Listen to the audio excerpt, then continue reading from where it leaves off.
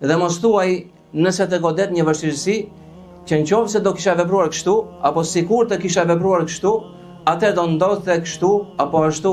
Por thuaj Allahu e ka caktuar dhe ai ka vepruar atë që dëshiron ai, sepse fjala sikur hap portën e shejtanit.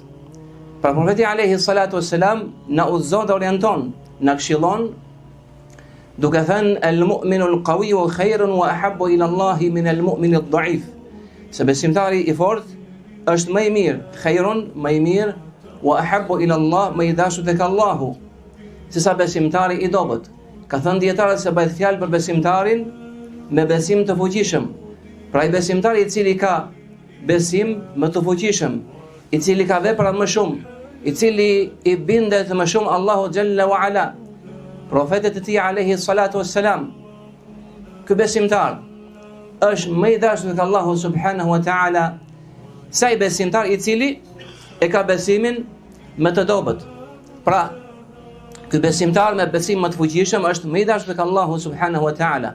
Ky besimtar i cili ka vendosmëri më të madhe është më i dashur tek Allahu xhalla wa ala. Pra ka vendosmëri për punë të mira, ka dëshirë, ka kurajo, ka guxim dhe do që t'i çojë ato deri në fund.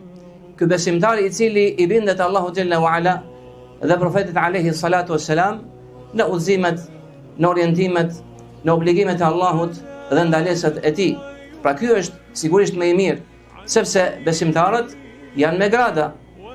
Më pas thot profeti alayhi salatu wassalam wa fi kulli al-khair. E megjithatë, në të dy ka mirësi.